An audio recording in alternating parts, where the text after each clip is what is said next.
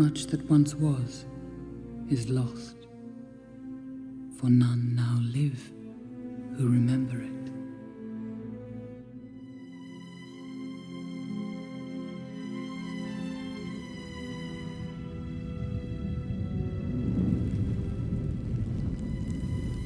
It began with the forging of the great rings.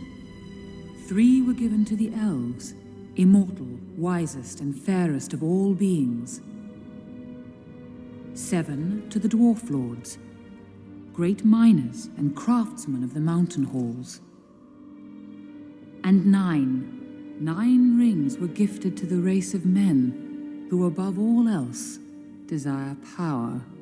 The sad truth is that man's real life consists of a complex of inexorable opposites, day and night, birth and death, happiness and misery, good and evil. We are not even sure that one will prevail over the other, that good will overcome evil or joy defeat pain. Life is a battleground, it always has been and always will be. A new power is rising. Its victory is at hand. In the rings that are given out to the races of Middle-earth, we find the archetypical power structure. It's a hierarchy in the form of a pyramid. It's a structure that's being used in every government institution and specifically by totalitarian systems in autocratic societies. In the books, when the hobbits return to the Shire, they also find this structure. A nascent secret police, a remote and autocratic bureaucracy, centralized and collectivized control of the economy, a concentration camp in its infancy, all hallmarks of a contemporary totalitarian regime. These elements suggest that Tolkien intends his readers to make some connection between the world he has created and the world the reader inhabits. We all have learned about the regime of Germany in the 1930s and 1940s. What can happen when a person gets unlimited power over the social structures of society? We are telling ourselves that we must be vigilant to never let something like that happen again, but how does something like that happen? One set of people have suggested, another set have proposed, a third have reported, a fourth have decided, a fifth have confirmed, a sixth have given the order, and a seventh set of men have carried it out. Power resides where men believe it resides. It's a trick, a shadow on the wall.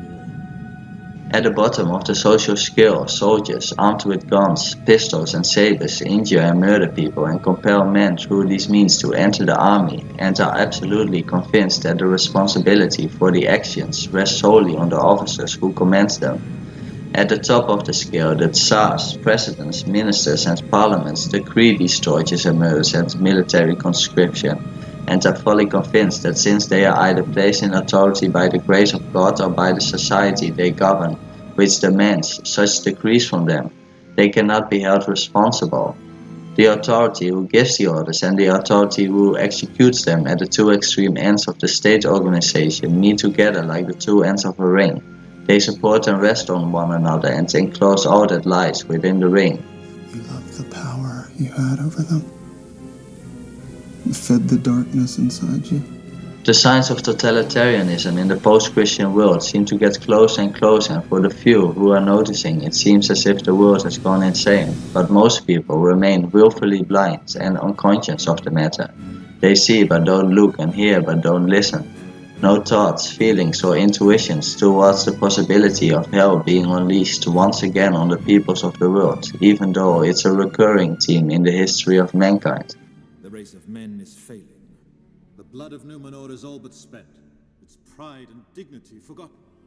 It is because of men the ring survives.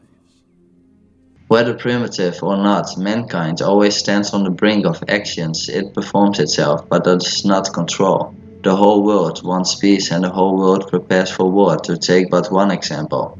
Mankind is powerless against mankind, and the gods as ever show it the ways of fate. A new order will rise. We will drive the machine of war. We are governing ourselves with science and its assumptions, knowledge and reason. In the beginning of the 20th century, people thought just like that. They considered themselves enlightened and thought the world could be run on reason alone. Lucifer, the spirit of reason, was the most wondrous angel brought forth from the void by God. Reason is something alive, it lives in all of us. It's older than any of us. It's best understood as a personality, not a faculty. It has its aims and its temptations and its weaknesses. When did Saruman the Wise abandon reason for madness? It flies high and sees farther than any other spirit. But reason falls in love with itself, and worse, it falls in love with its own productions. It elevates them and worships them as absolutes. Lucifer, therefore, is the spirit of totalitarianism. Against the power of Mordor, there can be no victory. The wolf in sheep's clothing now goes about whispering in our ear that evil is really nothing but a misunderstanding of good and an effective instrument of progress. We think that the world of darkness has thus been abolished for good and all, and nobody realizes what a poisoning this is of man's soul. In this way he turns himself into the devil. But your scientists were so preoccupied with whether or not they didn't stop to think if they should. Whether he understands them or not, man must remain conscious of the world of the archetypes, because in it he is still a part of nature and is connected with his own roots. A view of the world or social order that cuts him off from the primordial images of life not only is no culture at all, but, in increasing degree, is a prison or a stable. If the primordial images remain conscious in some form or other, the energy that belongs to them can flow freely into man. But when it is no longer possible to maintain contact with them, then a tremendous sum of energy stored up in these images, which is also the source of fascination underlying the infantile-parental complex, falls back into the unconscious. The unconscious then becomes charged with a force that acts as an irresistible fissure to go to whatever view or idea or tendency or intellect may choose to dangle enticingly before or desiring eyes. In this way, man is delivered over to his conscience side, and reason becomes the arbiter of right and wrong, of good and evil. I am far from wishing to belittle the divine gift of reason, man's highest faculty, but in the role of absolute tyrant it has no meaning. The old world will burn in the fires of industry. The forests will fall. Reason and progressiveness have broken down the carefully erected conservative walls of habits, traditions, and conventions of moral values which have led to the technology on a worldwide scale we haven't seen before. How can fire do stone?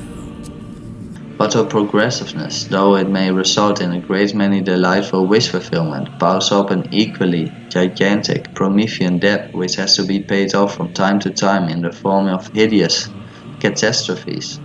For ages man has dreamt of flying, and all we have got for it is saturation bombing. I think I'd rather ask you about the Jupiter missiles America are currently placing in Turkey. We have forgotten our history, the lessons from the past, the traditions and principles from our forefathers, and by doing this we remain blind for the chaos and destruction that's coming our way.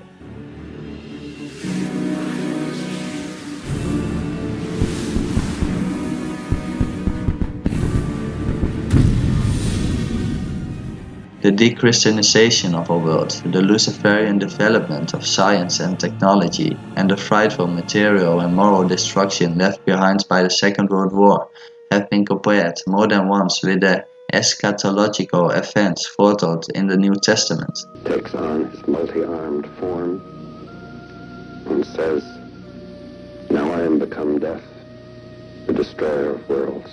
Reason as a personality has helped humanity on its voyages and explorations of the material world. It has brought understanding to a question set forth by the rational mind about certain aspects of nature. It has shined lights in unknown darknesses of the world, as if Prometheus stole the fire of the gods and has given it to humanity in the form of technology, knowledge and civilization.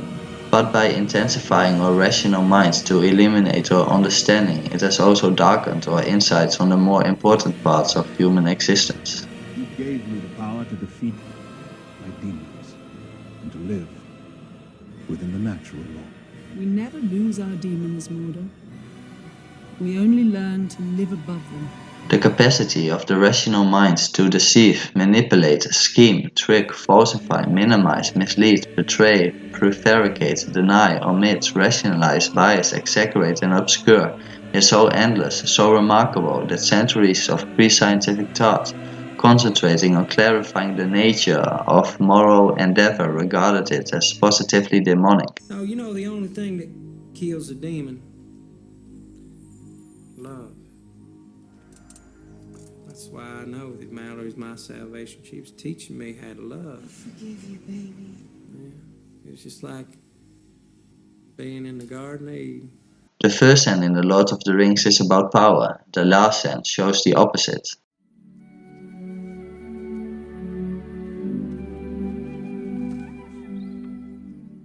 The idea dawned on me that Eros and the power drive might be in a sense like the dissident sons of a single father, or the products of a single motivating psychic force which manifested itself empirically in opposing forms, like positive and negative electric charges.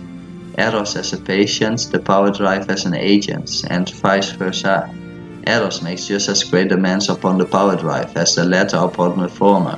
Where is the one drive without the other? On the one hand, man succumbs to the drive, on the other hand, he tries to master it. Saruman believes that it is only a great power that can hold evil in check. But that is not what I have found. I found it is the small things, everyday deeds of ordinary folk that keeps the darkness at bay. Simple acts of kindness and love. Only love can kill the demon. Hold that thought.